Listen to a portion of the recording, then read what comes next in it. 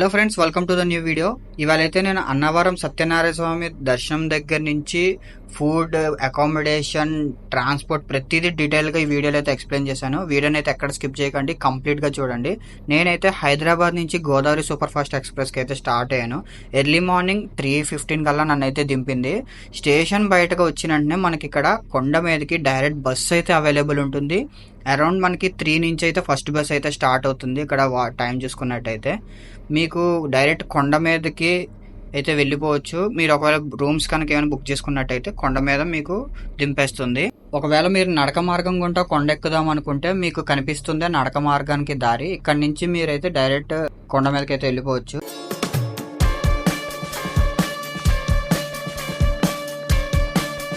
ఇదే మనకి main entrance. కొండ ఎక్కడానికి అయితే ఇదే మెయిన్ ఎంట్రన్స్. దీన్ని వైకుంఠ నారాయణ ముఖద్వారం అని పిలుస్తారు. మీరు ఒకవేళ మీ ఓన్ వెహికల్స్ మీద వచ్చినా సరే, బస్సెస్ నుంచి వచ్చినా సరే ఇదే వే నుంచి అయితే తీసుకెళ్తారు. మీ సొంత వెహికల్స్ ఏమైనా ఉంటే మీకు బైక్స్కి అయితే 20 రూపీస్ అయితే తీసుకుంటున్నారు. కార్స్కి అయితే 50 to 100 అయితే ఛార్జ్ చేస్తున్నారు.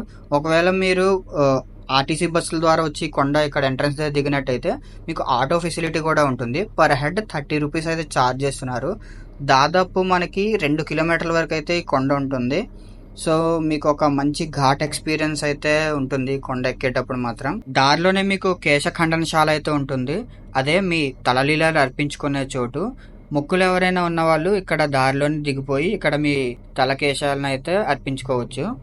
ఆటో మీద వచ్చిన వాళ్ళు కానీ లేదంటే సొంత వాహనాల మీద వచ్చిన వాళ్ళు కానీ ఆలయం యొక్క ఈస్ట్ గోపురం ముందు అయితే దిగుతారు. ఇక బస్సుల మీద వచ్చిన వాళ్ళు మరియు సొంత వాహనాలు ఏవైతే కార్ల మీద వచ్చిన వాళ్ళైతే ఆలయం యొక్క వెస్ట్ గోపురం సైడ్ అయితే ఎంట్రీ అవుతారు. ఇక్కడే మనకి వెహికల్స్ పార్కింగ్ అనేది ఉంటుంది. కనిపిస్తుంది కదా, అదే మనకి సెంట్రల్ రిజర్వేషన్ కౌంటర్. మీరు బుకింగ్ చేసుకున్న రూమ్స్ ఎక్కడ లెట్ అయినాయి, మీకు ఇంకా ఏదైనా అదనపు ఇన్ఫర్మేషన్ కావాలంటే ఆ కౌంటర్ అయితే మీరు తెలుసుకోవచ్చు. దాని పక్కనే మనకి ఉచిత వసతి హాల్ అయితే ఉంటుంది. ఒకవేళ మీరు కావాలంటే అక్కడ అయితే స్టే చేయొచ్చు. ఆలయం యొక్క వెస్ట్ గోపురం సైడ్ నుంచి కూడా మనకి కేశ ఖండనశాలకు అయితే వెళ్ళొచ్చు. దాని పక్కనే మీరు కావాలంటే ఫ్రెష్ అప్ అవ్వడానికి వాష్రూమ్స్ కూడా అవైలబుల్ ఉన్నాయి. ఈ ఆలయం మనకి రత్నగిరి శిఖరం మీద అయితే కొలువై ఉంది. రత్నగిరి శిఖరం ఏదైతే ఉందో అది పంబా నది ఒడ్డునైతే ఉంది. బ్రహ్మ, విష్ణు, మహేశ్వరుల ఆవిర్భానంతో పుట్టిన వారే శ్రీ సత్యనారాయణ స్వామి. ఈ ఆలయంలో స్వామివారిని శ్రీ వీర వెంకట సత్యనారాయణ స్వామిగా పిలుస్తూ ఉంటారు. ఆలయం మనకి ఉదయం 5 నుంచి రాత్రి 9 వరకు అయితే ఉంటుంది. ఉదయం 6 నుంచే మనకి సత్యనారాయణ స్వామి రథం అయితే స్టార్ట్ అవుతుంది. ఏటా కొన్ని వేల మంది భక్తులు అయితే ఈ సత్యనారాయణ స్వామి రథాన్ని అయితే జరిపించుకుంటారు. రథం జరిపించుకోవాలంటే మీరు ఖచ్చితంగా టికెట్ అయితే తీసుకోవాల్సి ఉంటుంది. ఈ టికెట్స్ మనకి 300 రూపాయల నుంచి స్టార్ట్ అవుతున్నాయి. 300 రూపాయల టికెట్ ఏదైతే ఉందో అది జనరల్ టికెట్. అది మీకు ఆలయం చుట్టుపక్కల ఉన్న మండపాల్లో ఏదో ఒక మండపంలో అయితే జరిపిస్తారు. ఆ పైన ఇంకా స్పెషల్ టికెట్లు కూడా ఉన్నాయి. 1000 రూపాయలు, 1500, 5000. ఇవి వచ్చేసి మనకి గర్భాలయంలో జరిపిస్తారు రథాన్ని. ఒక టికెట్ మీద మాక్సిమం ఫ్యామిలీ మొత్తాన్ని అయితే అలౌ చేస్తున్నారు. వ్రతానికి సంబంధించిన పూజా సామాగ్రి ఏదైతే ఉందో కొంతవరకు మనకి టికెట్ తో పాటే వాళ్ళు ఇస్తారు. మిగిలిన పూజా సామాగ్రిలో మనం 5 అరటిపళ్ళు, 5 కొబ్బరికాయలు అయితే తీసుకోవాల్సి ఉంటుంది. ఇక్కడ మనకి 365 రోజులు కూడా సత్యనారాయణ స్వామి రథం అయితే జరిపిస్తూ ఉంటారు. మీరు ఎప్పుడు వచ్చినా సరే మీకు సత్యనారాయణ స్వామి రథం అయితే జరిపిస్తారు. మీకు కొన్ని స్పెషల్ రోజుల్లో మాత్రమే సత్యనారాయణ స్వామి రథం జరిపిస్తారని అలా ఏమైతే లేదు. కాకపోతే స్పెషల్ ఈవెంట్స్ ఏవైతే లైక్ గురు పౌర్ణమి లేదంటే స్వామివారి ఏమైనా స్పెషల్ ఈవెంట్స్ జరిగినప్పుడు ఏంటంటే మనకి కొంచెం రద్దీ ఎక్కువగా ఉండడం వల్ల ఆలస్యం జరుగుతుంది. సో మీరు దాన్ని బట్టి అయితే ప్లాన్ చేసుకోండి ఎప్పుడు చేయించుకోవాలనేది. ఇంకో ముఖ్యమైన విషయం ఏంటంటే బయట మీకు చాలా మంది పంచెలు తీసుకోమని ఫోర్స్ చేస్తూ ఉంటారు. పంచె మ్యాండేటరీ లోపల సత్యనారాయణ స్వామి రథంలోని. అదేం కాదు, మీరు కావాలంటే తీసుకోవచ్చు. మీరు లోపల చూసారు కదా, చాలా మంది ప్యాంట్స్ తో కూడా వచ్చారు. వ్రతం అయిపోయిన తర్వాత మనకి గోధుమ నూక ప్రసాదం అయితే ఇస్తారు. దాని తర్వాత మీరైతే మీ దర్శనానికి స్టార్ట్ అవ్వచ్చు. ఇక్కడ కనిపిస్తుంది కదా, మీరైతే మీ మొబైల్స్ అయితే ఇక్కడ డిపాజిట్ చేయాల్సి ఉంటుంది. నేను ఇదైతే కొత్తగా చెప్పవసరం లేదు, చాలా ఆలయాల్లో అయితే ఇది మ్యాండేటరీ. నేనైతే ఫ్రీ దర్శనంగా అయితే స్టార్ట్ అయిపోయాను. స్పెషల్ దర్శనాలు కూడా ఉంటాయి. ఫ్రీ దర్శనం లైన్ ఖాళీగా ఉంది. నేను వచ్చింది అన్ సీజన్, ప్రతిసారి ఇలా ఉంటుందని లేదు. సో నాకైతే 30 నిమిషాలు అయితే దర్శనం అయితే కంప్లీట్ అయిపోయింది, చాలా తొందరగా.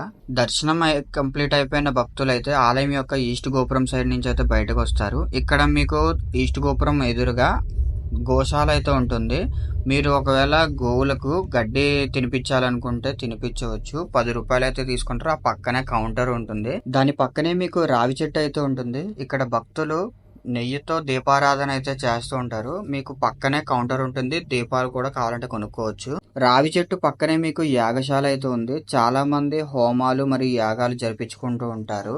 ప్రసాదం కౌంటర్ కి మీరు ఈస్ట్ గోపురంకి కొంచెం కిందకి దిగినట్టయితే ఇక్కడ పక్కనే మీకు ప్రసాదం కౌంటర్ అయితే ఉంటుంది.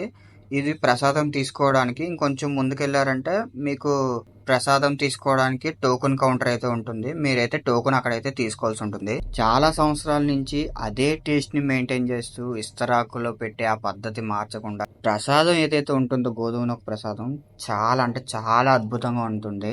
ప్రసాదం తీసుకున్న తర్వాత మీరైతే కనిపిస్తుంది కదా పెద్ద ఫ్యాన్, దాని కింద కూర్చొని అయితే మీరైతే విశ్రాంతి తీసుకోవచ్చు. ఎవరు మిమ్మల్ని ఏమన్నారు.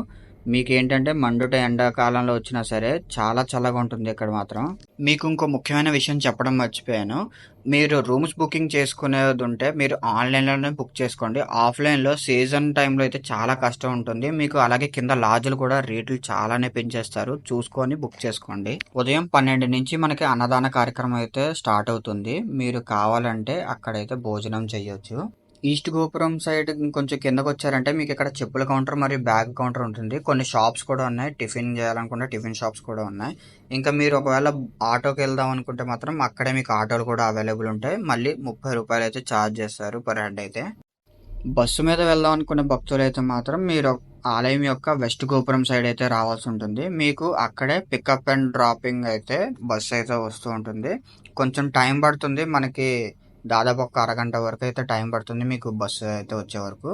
మీకు ఏంటంటే కొండకి ఎగ్జిట్ అవ్వడానికి ఇది వే. ఇందాక మనం చూసాం కదా ముఖద్వారం, అదైతే ఎంట్రీ వే. మొత్తం 1 వే ఉంటుంది. సో ఇది ఫ్రెండ్స్ ఓవరాల్ గా వీడియో అయితే. ఇలాంటి మరిన్ని వీడియోస్ మిస్ అవ్వకుండా ఉండాలంటే మన ఛానల్ అయితే సబ్స్క్రైబ్ చేసుకోండి. అలాగే ఈ వీడియోని లైక్ చేయడం అయితే మర్చిపోకండి.